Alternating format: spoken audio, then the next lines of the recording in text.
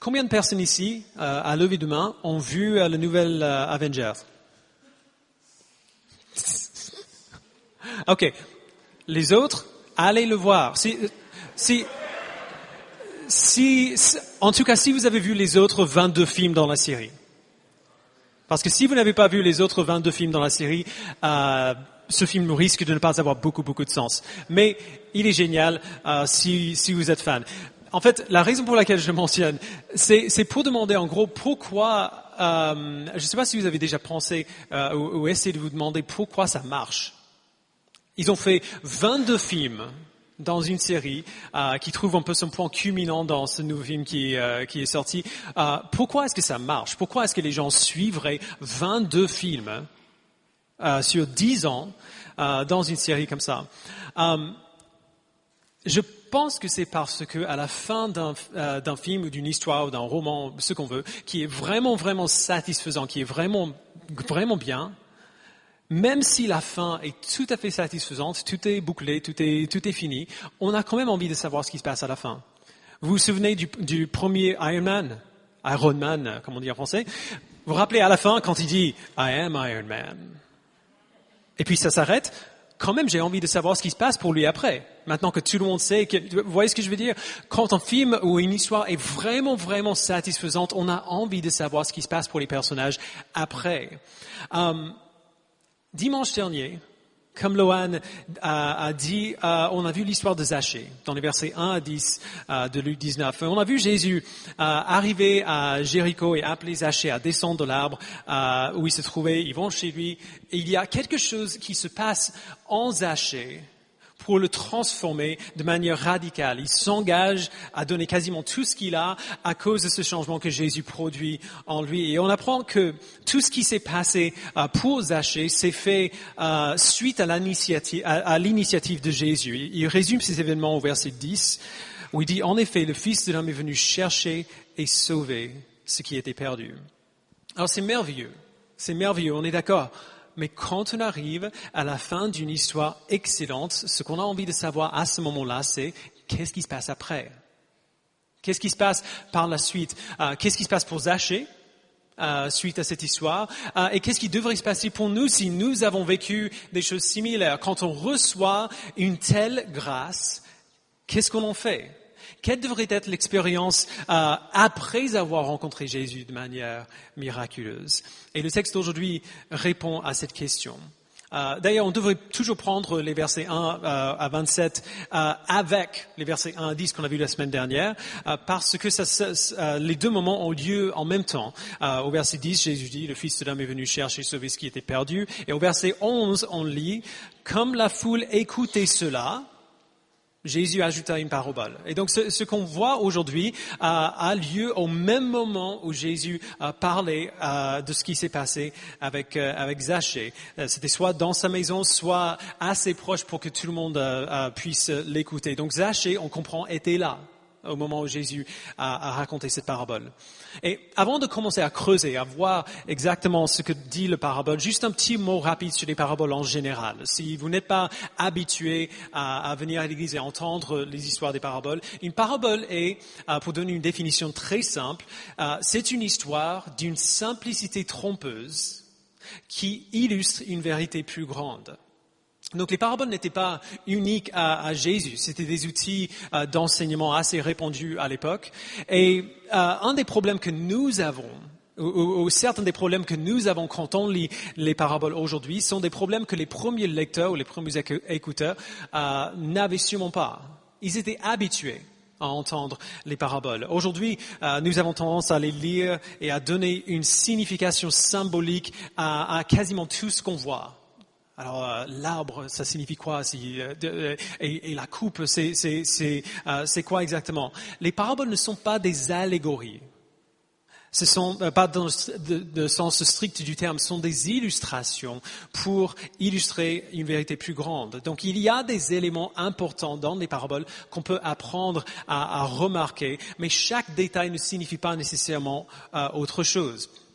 Souvent, Jésus a ajouté des détails simplement pour rendre l'histoire un peu plus réaliste, un peu plus pertinente pour les gens. Et donc du coup, comment est-ce que les gens auraient pu savoir à quoi il fallait prêter attention? Quels détails étaient importants? Quels détails étaient porteurs de sens? Eh bien, les paraboles venaient presque toujours avec certains aspects prévisibles. Et un de ces aspects, c'est qu'elles contenaient souvent, très souvent, une série de trois. 3 personnages, 3 images, 3 événements similaires et ainsi de suite. Et donc, quand ceux qui écoutaient les paraboles remarquaient ces groupes de 3, instinctivement, ils faisaient attention à ces choses-là, parce que c'est là où se trouvait la plupart du temps le sens de la parabole. C'est pas pour dire qu'ils ont toujours compris. Le sens que Jésus avait en tête était généralement beaucoup plus grand et beaucoup plus élevé qu'on imaginait. Et donc, la plupart du temps, ils ne comprenaient toujours pas. Mais au moins, ils savaient à quoi ils devaient prêter attention. Et on voit la même chose ici aussi. Je ne vous dirai pas quelles sont les 3 choses tout de suite, mais au fur et à mesure qu'on avance dans la parabole, essayez de les trouver. Voyez si vous pouvez trouver la série pendant qu'on en parle, parce que c'est là où on va voir ce que Jésus essaie de communiquer par cette parabole. Donc on va le lire ensemble, et puis après, on va nous pencher dessus. Verset 11 de Luc 19. Comme la foule écoutait cela, donc Jésus qui venait de dire, le Fils de l'homme est venu chercher et sauver ce qui était perdu, Jésus ajouta une parabole. En effet, il était près de Jérusalem et l'on croyait que le royaume de Dieu allait apparaître immédiatement. Il dit donc, un homme de haute naissance partit dans un pays lointain pour se faire désigner roi et revenir ensuite. Il appela 10 de ses serviteurs, leur remit 10 pièces d'or et leur dit, faites-les fructifier jusqu'à ce que je revienne. Cependant, ses concitoyens le détestaient. Ils envoyèrent une délégation après lui pour dire, nous ne voulons pas que cet homme règne sur nous. Lorsqu'il fut de retour, après avoir été désigné roi, il fit venir les serviteurs auxquels il avait donné l'argent afin de savoir quel bénéfice chacun avait fait. Le premier se présenta et dit, Seigneur, ta pièce d'or en a rapporté 10. Il lui dit, c'est bien, bon serviteur. Parce que tu as été fidèle dans une petite chose, reçois le gouvernement de 10 villes. Le deuxième vint et dit, Seigneur, ta pièce d'or en a produit 5. Il lui dit, toi aussi, sois établi responsable de 5 villes. Un autre vint et dit, Seigneur, voici ta pièce d'or, que j'ai gardée dans un linge. En effet, j'avais peur de toi parce que tu es un homme sévère. Tu prends ce que tu n'as pas déposé et tu moissonnes ce que tu n'as pas semé. Il lui dit, je vais te juger sur tes propres paroles, mauvais serviteur. Tu savais que je suis un homme sévère et que je prends ce que je n'ai pas déposé et que je moissonne ce que je n'ai pas semé. Pourquoi donc n'as-tu pas mis mon argent dans une banque, afin qu'à mon retour, je le retire avec un intérêt? Puis il dit à ceux qui étaient là, enlevez-lui la pièce d'or et donnez-la à celui qui en a 10. Ils lui dirent, Seigneur, il a déjà 10 pièces d'or. Je vous le dis, répondit-il, on donnera à toute personne qui a, mais à celui qui n'a pas, on enlèvera même ce qu'il a. Quant à mes ennemis qui n'ont pas voulu que je règne sur eux, amenez-les ici et mettez-les à mort devant moi. Donc voilà la parole de Dieu jusqu'ici. Donc tout d'abord, verset 11, Luc pose un peu les décors pour nous. Il dit la raison pour laquelle Jésus raconte cette parabole en particulier. C'est parce qu'il était près de Jérusalem. Il dit, et on croyait que le royaume de Dieu allait apparaître immédiatement. Donc, si vous vous rappelez un petit peu d'où on vient, ce ne sera pas une surprise. Ces gens, avec Jésus, savaient qu'il était en route vers Jérusalem, le point central du judaïsme. Et malgré ce que Jésus avait déjà dit, certaines de ces personnes pensent toujours que lorsqu'il arrivera à Jérusalem, ils verraient ce soulèvement énorme qu'ils attendaient de la part du Messie. Ils ont des idées, ils pensent avec raison que Jésus est le Messie que les prophètes avaient prédit, et donc ils imaginent que quand il arrivera à Jérusalem, il y aura un énorme soulèvement politique ou militaire que Jésus allait provoquer. Mais Jésus a déjà dit que ça ne va pas se passer comme ça.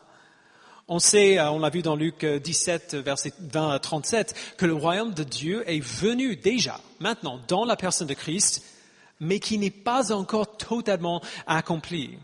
On sait qu'avant que cela puisse arriver, Jésus devait souffrir et mourir, porter la punition de son peuple, ressusciter, monter au ciel et envoyer l'évangile à travers tout le monde, toute la terre par le moyen de l'Église pendant des millénaires. Et évidemment, c'est là où nous nous trouvons aujourd'hui, le 19 mai 2019. Christ a fait ce qu'il devait faire pour accepter son trône. Il règne dans les cieux avec son Père, à la droite de son Père, mais il n'est pas encore revenu sur la terre pour établir son royaume éternel ici. On est maintenant entre le moment où Jésus a raconté cette parabole, où il dit cela aux gens qui étaient là, et le moment où un jour il va revenir pour établir son royaume sur la terre. Entre ces moments-là, nous et tout le monde qui a vécu entre ces deux moments, nous sommes dans une période d'attente. Nous attendons son retour. Et donc Jésus raconte cette parabole, Luc dit, pour aider les gens à comprendre ce qu'ils doivent faire pendant cette période d'attente. Et donc il raconte sa parabole. Cet homme reçoit le règne d'un pays qui est en révolte contre lui, et pendant son départ pour accéder au trône, il donne à 10 serviteurs de l'argent pour qu'ils investissent. Il donne 1 pièce d'or à chacun de ses serviteurs. À son retour, l'homme, donc maintenant le roi du pays, appelle ses serviteurs pour voir ce qu'ils ont fait de l'argent qu'il les avait confié.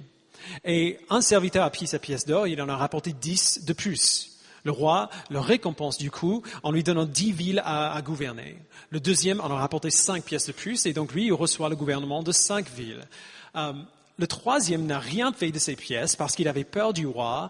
Le roi le condamne, lui enlève sa pièce et la donne au premier serviteur. Et enfin, à la fin, il s'occupe des citoyens rebelles de son pays. Il les fait venir et les fait tuer devant lui. Alors, la fin, c'est brutal, c'est terrifiant et c'est bien ça le but. C'est fait exprès. Il n'y aura pas de citoyens dans ce royaume qui ne se soumettent pas avec joie au règne du roi, comme les bons serviteurs qu'on a vus. Il n'y aura aucune rébellion dans le royaume de ce roi. Donc voilà la parabole. C'est une histoire qui est assez simple à comprendre. La question, c'est qu'est-ce que Jésus essaie de nous enseigner? Si les paraboles sont des histoires pour illustrer une plus grande vérité, quelle est cette plus grande vérité? Eh bien, si on se souvient de ce qu'on a vu avant, les éléments importants des paraboles venaient souvent en groupe de 3. C'est bien ce qu'on voit ici. Dans cette parabole, on voit 3 types de personnes distincts. On a les bons serviteurs fidèles qui obéissent au commandement du roi. On a un mauvais serviteur qui ne lui obéit pas. Et on a des citoyens rebelles qui rejettent totalement son règne. On a 3 types de personnes différentes, avec 3 manières différentes de répondre au roi et qui reçoivent 3 jugements différents de la part du roi. Alors on va commencer par les citoyens rebelles. On va commencer un peu à l'envers. Ce qui caractérise ces citoyens rebelles, c'est qu'ils rejettent le règne du roi. Alors qui sont ces citoyens du coup? Qui est-ce qu'ils représentent? Dans le contexte immédiat où Jésus se trouvait quand il raconte cette parabole, c'était assez clair qu'il parlait des Juifs. Ces membres de son propre peuple qui, depuis le début, le rejette Jésus-Christ et bientôt qui allait le crucifier. Mais il faut aussi qu'on se souvienne du contexte plus large de cette parabole. Le contexte plus large de cette parabole, c'est celui du royaume de Dieu que Jésus est venu établir. C'est ce qu'on voit depuis plusieurs chapitres. Et ce royaume que Jésus est venu établir ne se limite pas aux Juifs seulement. Jésus règne aujourd'hui sur le monde entier.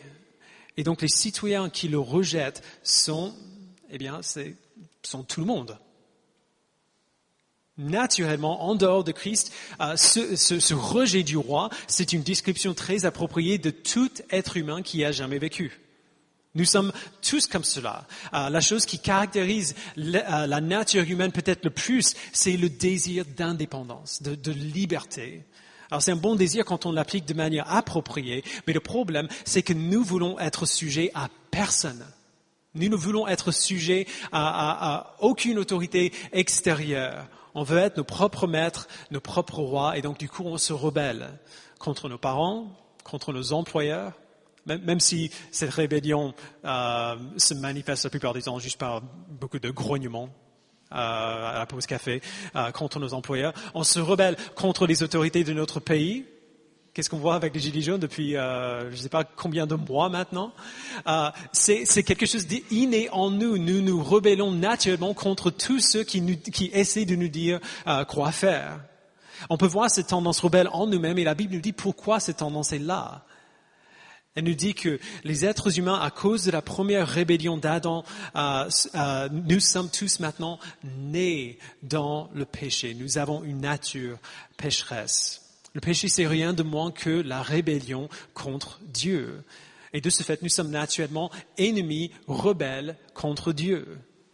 On ne veut pas qu'il règne sur nous, on veut être autosuffisant, on veut être indépendant, on veut être notre propre Dieu. En dehors de Jésus-Christ, nous sommes tous comme cela. Et en dehors de Jésus-Christ, notre fin, c'est la même que celle des citoyens rebelles, aussi brutale soit-elle. C'est la mort. C'est la séparation éternelle de Dieu, le tourment éternel loin de sa présence. Donc nous avons les citoyens rebelles, ensuite on a le mauvais serviteur. Le mauvais serviteur, lui, il est hypocrite.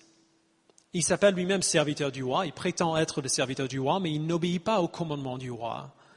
Il ne sert pas le roi qui prétend servir. Et il ne lui obéit pas. Il est très important de voir pourquoi il cache sa pièce plutôt que de le faire fructifier comme le roi lui avait dit de faire. Il ne lui obéit pas parce qu'il ne le connaît pas vraiment. Il dit qu'il le connaît. Il dit savoir, entre guillemets, que le roi est un homme sévère qui profite du travail des autres. Il dit au verset 21, tu prends ce que tu n'as pas déposé et tu moissonnes ce que tu n'as pas semé. Alors ça, c'est une description terriblement injuste de ce roi. Quand le roi répond, tu savais que je suis un homme Dieu, il ne veut pas dire, tu avais raison. Il dit, même si c'était vrai, même si j'étais un homme comme cela, il y avait quelque chose que tu aurais pu faire. Cette description du roi est horriblement injuste.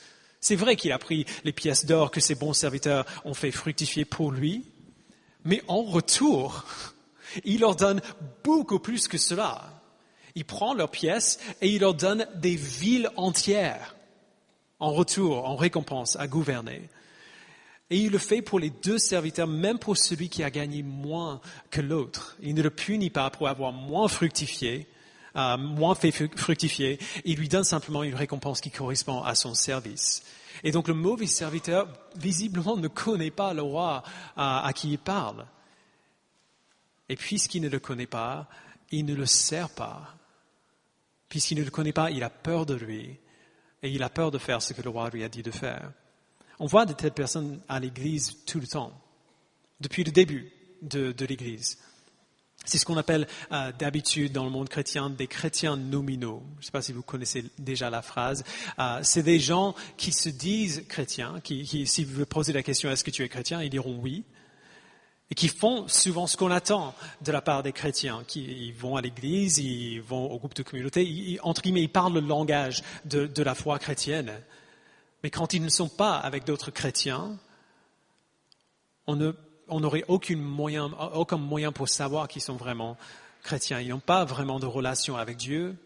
Ils ne prennent pas plaisir à le connaître. Ils n'ont pas manifesté une repentance pour leurs péchés ou essayer de mettre à mort ce péché ou d'être comme Jésus. La plupart du temps, on ne verrait aucune différence entre ces chrétiens et un non-croyant. Et ces moments où il semble y avoir une différence, si on grattait un peu, on verrait que cette différence est superficielle et fausse. C'est du théâtre. Un non-croyant qui se déguise en croyant. Et Jésus est très clair qu'il n'y a pas de récompense pour ce serviteur mauvais, pour ce faux serviteur, ce serviteur hypocrite. Parce qu'il n'était pas vraiment un serviteur du tout. Il y a plutôt de la punition et du jugement de la part du roi. Le roi l'appelle un mauvais serviteur, il prend ce qu'il a et il le donne aux fidèles. Dernièrement, nous avons les autres, les bons serviteurs. Et ce qui caractérise ces bons serviteurs, c'est leur fidélité. Ils prennent ce que le roi leur a donné et ils le font fructifier comme il leur a dit de faire. Alors, il faut voir que l'un d'entre eux a mieux fait que l'autre. Il y en a l'un qui a rapporté 10 pièces et l'autre qui a rapporté 5 pièces. Mais dans les deux cas, il y a quand même un retour sur l'investissement. Alors, en retour, le roi récompense tous les deux serviteurs en fonction de leur fidélité. Et donc, qu'est-ce que ces bons serviteurs ont fait? C'est ça qu'on a vraiment envie de voir, parce qu'on voit que ces bons serviteurs, c'est là où on veut être. Moi, je veux être comme ces personnes-là. Et donc, ils ont fait fructifier une pièce d'or. Qu'est-ce que moi, je peux faire la même chose? Qu'est-ce que je dois faire? D'abord, il faut voir ce qu'ils ont investi, ce qu'ils ont reçu de la part du roi pour investir. Alors, beaucoup de gens vont dire presque automatiquement, des gens qui connaissent les évangiles, vont dire que les 10 pièces d'or correspondent aux dons, aux talents, aux ressources variées que Dieu nous a données. Ils disent cela parce qu'ils se souviennent de la parabole des talents que Jésus raconte dans Matthieu 25, une parabole très similaire à celle-ci. Il y a quand même une grande différence entre les deux paraboles. Dans la parabole des talents, le maître donne de différentes choses aux différentes personnes pour qu'ils les fassent fructifier. Dans cette parabole, c'est pas pareil. Il donne le même montant à chacun de ses serviteurs, 1 pièce d'or chaque. Ce qu'ils font va varier. Ce qu'ils font n'est pas la même chose. Il y a un qui fait fructifier un peu mieux que l'autre parce qu'il a évidemment fait autre chose avec. Mais ce qu'ils ont reçu au départ, c'est pareil pour les 2 serviteurs. La différence, c'est au niveau de leur fidélité. Il y a quand même une approbation un peu plus poussée pour le premier serviteur que pour le deuxième. Ce qu'ils ont reçu du roi est identique, 1 pièce d'or chacun. La question, c'est qu'est-ce qu'ils ont fait avec? Il y a un grand nombre de choses que Dieu a données de manière absolument identique à chacun et à chacune de ses enfants. Il nous a donné le même évangile. Si on est chrétien, il nous a tous donné le même évangile, les mêmes commandements, la même mission, la même parole, et ainsi de suite. On pourra en parler toute la journée. Et ce que Dieu nous appelle à faire de ces toutes choses, la manière dont il nous appelle à faire fructifier notre pièce d'or, entre guillemets, peut se résumer par un seul impératif. Devenez semblables à Jésus-Christ pour sa gloire. On devrait pouvoir parler de servir Dieu et ressembler à Jésus-Christ de manière interchangeable. Alors je m'explique. Beaucoup de gens pensent au service de Dieu, à l'idée de servir Dieu comme les choix qu'on fait, des choses qu'on fait de manière visible et concrète, des tâches qu'on peut accomplir pour lui. On va lui demander de montrer sa volonté pour nous et puis on va faire cette chose-là quand on la voit. Mais comme dit Jen Wilkins, ça ne sert à rien de prendre la bonne décision si tu es toujours la mauvaise personne. Ça ne sert à rien de faire la bonne chose si on est des mauvaises personnes, si on n'est pas les bonnes personnes. Si servir Dieu se limite à prendre les bonnes décisions ou à faire les bonnes choses, alors le nombre de personnes qui pourront vraiment être de bons serviteurs de Dieu sera vraiment limité. Nous, on peut le faire parce que nous avons tous les choix ouverts, nous avons toutes les options ouvertes devant nous. Mais qu'est-ce que font les chrétiens qui n'ont pas ces mêmes choix, pour qui ces mêmes options ne sont pas possibles, ceux qui sont en prison, qui sont vraiment limités dans leur capacité aux choses dans le nombre de choses qu'ils peuvent faire, ceux qui vivent dans la pauvreté extrême, ou qui vivent sous la persécution, qui ne peuvent pas parler ouvertement de Jésus-Christ. Est-ce que eux, ils ne peuvent pas servir Dieu dans leur contexte? Alors bien sûr que si, ils peuvent servir Dieu dans leur contexte, parce que la volonté de Dieu pour nous tous, pour tous ses enfants, la pièce d'or qu'il nous a donnée à nous tous, c'est la même. Et ce n'est pas principalement quelque chose qu'on fait, mais quelque chose qu'on est, qu'on devient. L'apôtre Paul nous dit dans Romains 8, 29, « En effet, ceux qu'il a connus d'avance, il les a aussi prédestinés. » À quoi? Non pas à être des pasteurs ou des évangélistes efficaces, mais à devenir conformes à l'image de son Fils, afin que celui-ci soit le premier-né d'un grand nombre de frères. C'est pour cela qu'il nous a sauvés, c'est à cela qu'il nous appelle. Sans exception, à tous les enfants de Dieu, il s'attend à la même chose, que nous devenions conformes à l'image de son Fils. Lorsqu'on y pense en termes de choix, on est limité par les options qui se présentent à nous.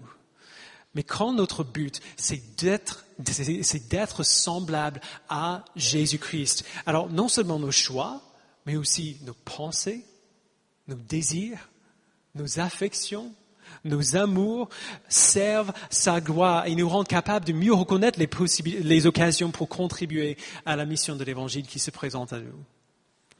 Alors la grande question de cette parabole peut se résumer ainsi. À quel point et de quelle manière allons-nous être fidèles pour devenir semblables à Jésus-Christ pour sa gloire? À quel point et de quelle manière est-ce qu'on va prendre la nouvelle vie, la nouvelle identité qu'il nous a donnée en Jésus-Christ et la mettre au profit pour sa gloire? Alors comment est-ce qu'on peut répondre à cette question? Qu'est-ce que Jésus veut qu'on voit et qu'on fasse pour répondre à cette question? D'abord, Jésus veut qu'on voit que ce que nous faisons dans cette vie détermine la manière dont on va passer l'éternité. Alors attention, il ne s'agit pas ici du salut, comme on dit souvent dans l'Église, le salut par les œuvres. C'est plutôt les œuvres à cause du salut. C'est dans ce sens que ça marche. Les bons serviteurs, dans cette parabole, sont déjà serviteurs du roi avant qu'il leur donne une mission. Avant qu'il leur donne les pièces d'or et leur dit de faire fructifier, sont déjà ses serviteurs. Et puisqu'ils sont ses serviteurs, ils font ce que le roi leur dit de faire. C'est une chose dont on n'a pas besoin de nous inquiéter aujourd'hui. Si nous avons la foi en Christ, s'il nous a fait naître de nouveau, notre salut ne dépend pas de combien nous arrivons à servir Dieu fidèlement ou efficacement. À quel point nous réussissons dans notre vie chrétienne. Notre salut dépend entièrement du sacrifice de Jésus pour nous. Et ça, c'est fini, accompli, terminé. Mais en même temps, Jésus veut que ce soit très, très, très clair pour nous que ce que nous faisons dans cette vie, avant et après le salut, fait une différence pour toute notre éternité.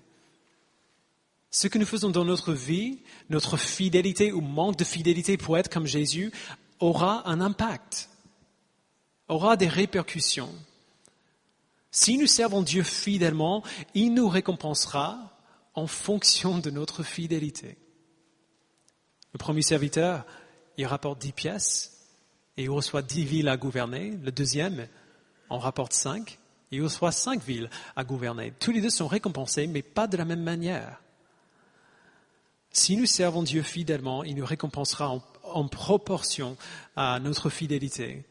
Autrement dit, et ça va sûrement gêner plus qu'un, le paradis ne sera pas identique pour tout le monde.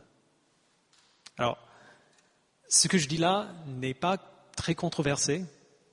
C'est rien de nouveau, c'est la doctrine orthodoxe du christianisme depuis le début. Mais quand même, cette idée trouble pas mal de gens parce qu'ils imaginent que les récompenses différentes apportent nécessairement une rivalité, une compétition entre les personnes. Comment est-ce que je peux être parfaitement et éternellement heureux si quelqu'un d'autre a plus que moi? J'espère que vous le voyez, même par la résonance de cette question quand on la pose à haute voix. Comment c'est possible? Jonathan Edwards, le théologien du XVIIIe siècle, il a expliqué ainsi. Il a dit, il n'y aura pas de jalousie au paradis, mais l'amour parfait régnera dans toute la société. Ceux qui sont moins élevés dans la gloire qu'un autre n'envieront pas celui qui est plus élevé, mais ils auront un amour pour lui qui soit tellement grand, tellement fort, tellement pur, qu'ils se réjouiront du bonheur supérieur de leurs frères. L'union dans leur société les permettra de partager le bonheur les uns des autres. Alors sera accompli dans toute sa perfection ce qui est déclaré dans 1 Corinthiens 12, 26. Si un membre est glorifié, tous les membres se réjouissent avec lui. Si nous servons Dieu fidèlement dans cette vie, si nous devenons fidèlement semblables à Jésus-Christ, nous recevrons une récompense éternelle. Et donc, il nous appelle à être aussi fidèles que possible par son esprit. Parce que notre fidélité va avoir un impact sur la manière dont on passe toute l'éternité. Et à l'envers, si nous rejetons Jésus dans cette vie, ou si nous nous appelons chrétiens mais ne vivons pas comme des chrétiens dans cette vie, comme des disciples de Jésus-Christ, il n'y a pas de deuxième chance. La lettre aux Hébreux, chapitre 9, verset 27 dit « Il est réservé aux êtres humains de mourir une seule fois, après quoi vient le jugement. » Nous avons une seule vie avec un nombre limité d'années à notre disposition et après cela, le jugement et l'éternité qui suivra. Nous serons jugés selon les œuvres, absolument. Soit selon ce que nous faisons, qui mérite toujours la punition, soit selon ce que Jésus a fait pour nous, si nous avons placé notre foi en lui. Mais si nous avons reçu la nouvelle naissance par l'Esprit et placé notre foi en Christ, cette nouvelle naissance et cette foi feront une différence dans notre vie. Notre foi sera évidente et visible. Notre fidélité à devenir semblable à Jésus-Christ va se voir. Il y aura un changement. Il n'existe pas, frères et sœurs, de chrétiens nominal.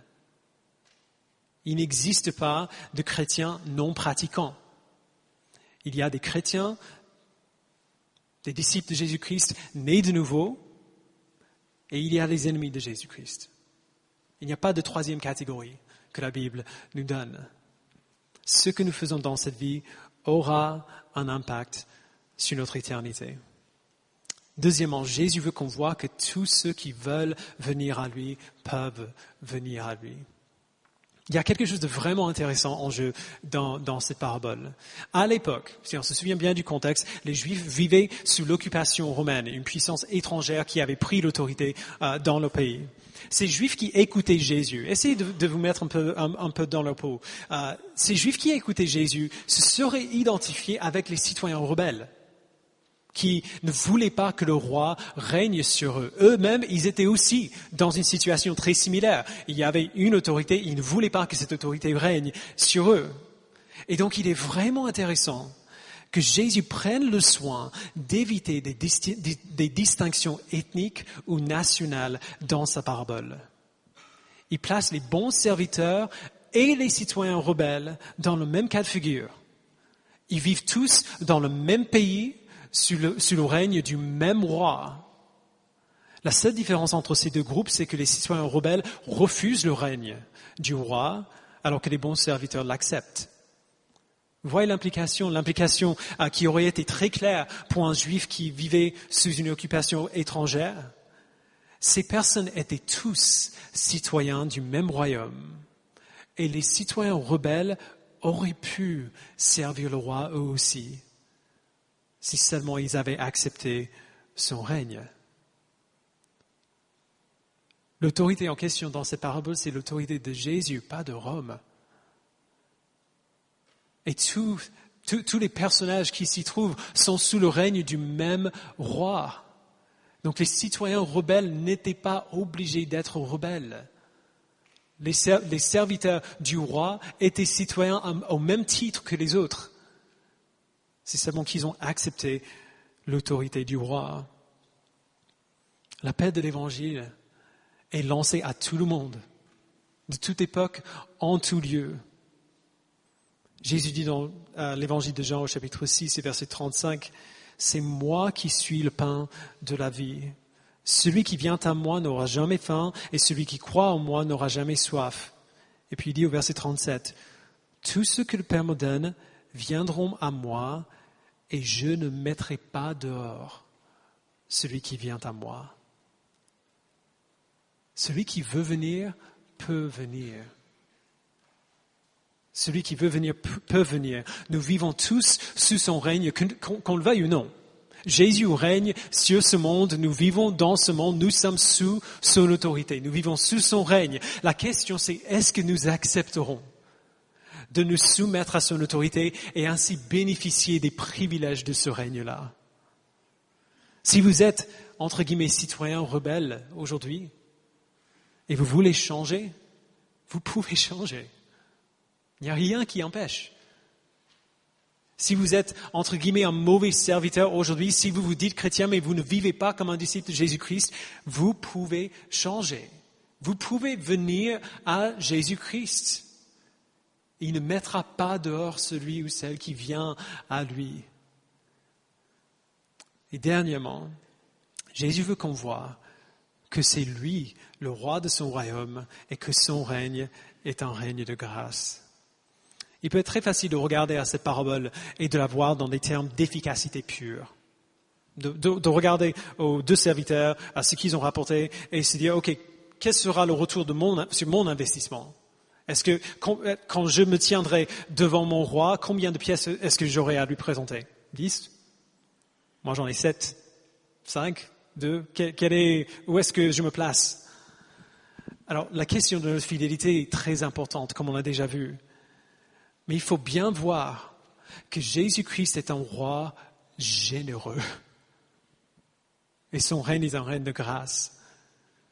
Nous pouvons servir Dieu aussi fidèlement que possible, lui rapporter le plus grand nombre de pièces d'or possible.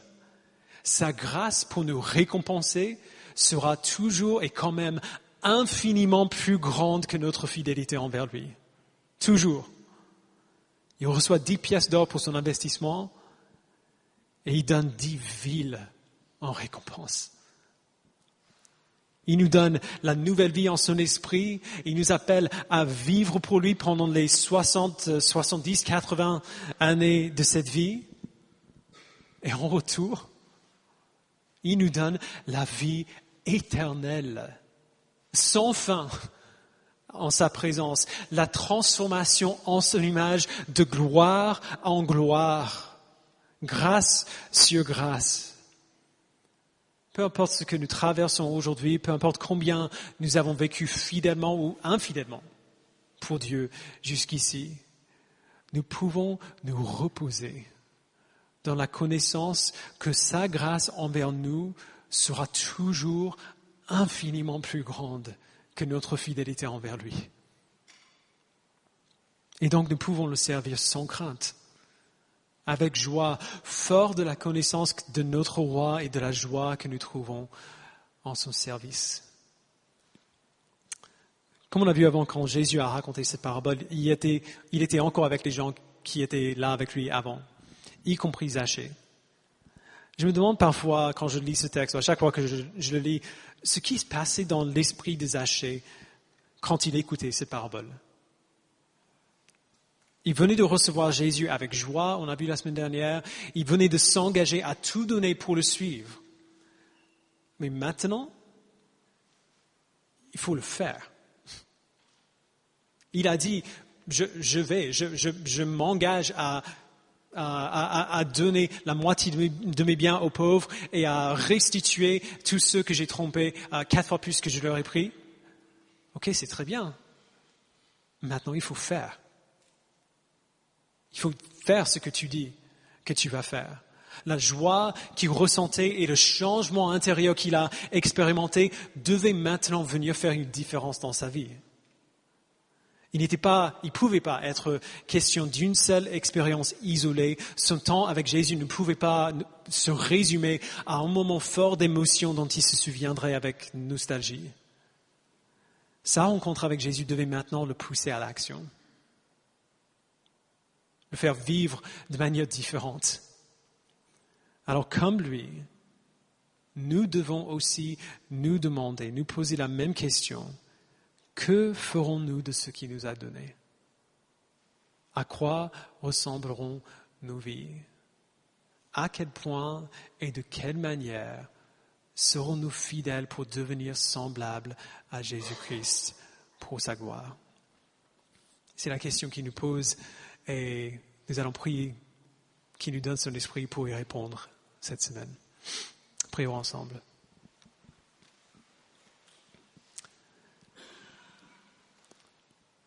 Père, merci beaucoup d'avoir fait que Jésus raconte cette parabole en même temps que les versets 1 à 10. Merci d'avoir inspiré Luc à inclure cette parabole juste après l'histoire de Zachée. Il y a un grand nombre de nous ici qui avons fait une expérience très similaire à celle que Zachée a fait. Tu nous as sauvés, Tu as ouvert nos yeux pour voir la gloire de ton règne. Pour recevoir ta grâce, tu nous as donné la foi en ton Fils et tu nous as transformés. Et à la fin d'une histoire aussi merveilleuse, la question doit se poser. Qu'est-ce qui se passe pour les personnages après? De quelle manière est-ce que nous allons prendre cette nouvelle vie que tu nous as donnée et la mettre au profit pour ta gloire? De quelle manière est-ce que nous allons prendre cette nouvelle identité que nous avons en Jésus-Christ, cette nouvelle créature que je suis,